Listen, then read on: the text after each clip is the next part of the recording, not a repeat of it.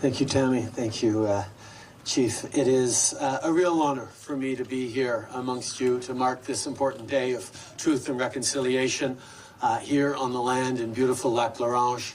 An opportunity to recognize the sadness, the anger, the frustration that is the legacy of intergenerational trauma of residential schools. This is a challenging day. It's a day where all Canadians need to confront the fact that our past was not what we would want it to be. And there are many who would like us to simply brush over the past and pretend it didn't happen because they feel that talking about truth and reconciliation, marking this day, somehow diminishes us as a country. I challenge those people, and I think we all would challenge them, to reflect on the fact that recognizing the truth of our past, coming to grips with it, working to atone and working to build a stronger and better future is the only way we can be that country we know we should be. So today is about the survivors. It's about the elders, grandmas and grandpas, the aunties and uncles who have such deep memories and trauma from residential schools. It's also about the sons and daughters and grandchildren and all members of the community who continue to live the impacts of this terrible, terrible mistake, this terrible but deliberate choice by previous governments in this country to try and devalue and even eliminate Indigenous identity, Indigenous culture, Indigenous knowledge, Indigenous people. Alors, l'importance d'être ici pour les survivants, pour les communautés qui souffrent encore des impacts des écoles résidentielles, des pensionnats autochtones, est important. But as we reflect on it, we also need to understand that this is not just the story of Indigenous people in this land. It is a story that impacts us all of us descended from settlers, all of us settlers. This is our country today, that we need to be part of the path of reconciliation.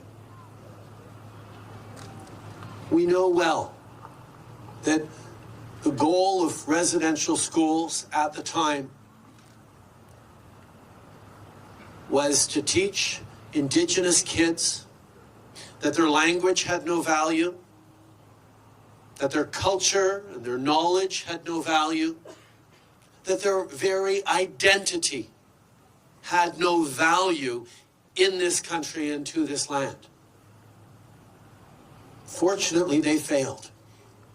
And we see incredible, strong Indigenous communities right across the country standing up, sharing the beautiful drum songs, taking pride in that traditional knowledge that is more important now as we are racked with the impacts of short-term thinking and climate change effects than ever before. We all need to learn some of the traditional knowledge that has led to stewardship of this land. But remember that even as every single residential school was teaching every single one of those Indigenous children that they had no value, every other school in this country was teaching all Canadians that Indigenous kids had no value, that Indigenous languages had no value, that Indigenous knowledge and culture and traditions weren't worth studying or learning or paying attention to. So don't ever let anyone tell you that reconciliation is just about Indigenous people and governments. Reconciliation is the action and the responsibility of every single person who lives today on Turtle Island. Every single one of us have to understand not just what happened in the past, but the impacts that that past has in very real things today. Whether it's trauma, or addictions, or cycles of poverty, or marginalization. Those are the results of deliberate policies the governments of Canada and other orders of government took on. And that's why it's so important that every year we see more and more people wearing these orange shirts in honor of Phyllis Webstat and of all Indigenous school survivors. It's why we gather in increasing numbers across the country to say this matters, to recognize not just as part of our past, but as an undeniable part of our present. And why everyone here today and everyone wearing an orange shirt across the country is putting up their hand to say, I am part of this healing process. And healing and grieving takes time. And everyone follows different paths. And we need to be patient with each other. And we need to be there for each other.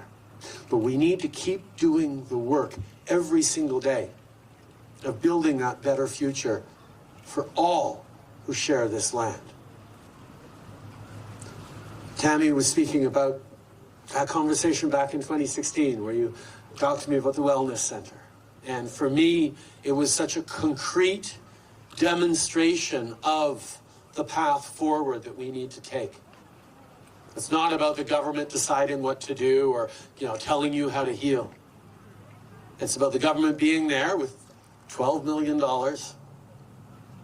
to build something that would be led by the community, for the community, and of the community, to be able to actually grapple with the past and build that stronger future. And I'm really looking forward to going to see it. But it is just one small thing. For all the steps we've taken as a country over the past years, let's not forget that in 2015, if we got elected, it was a large reason because Indigenous and non-Indigenous Canadians said reconciliation matters. And dealing with our past and our present and our future in the right way matters. And Canadians haven't changed their minds.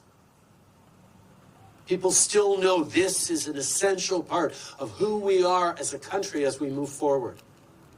Et c'est notre responsabilité à tous qui sont ici en tant que survivants, tous qui sont ici en tant qu'enfants de survivants, mais tous qui sont ici en tant qu'alliés et Canadiens. I'm so glad to see so many kids out here today.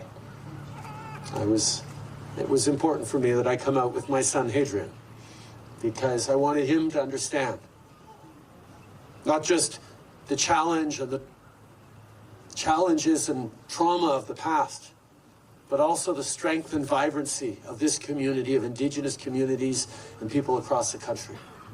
Because we have a lot of work to do, but we are doing that work. We're doing it together. You are doing that work. And there's a lot more to do. But every single day, we will walk that path together, and we will create a better future. Thank you very much. Merci.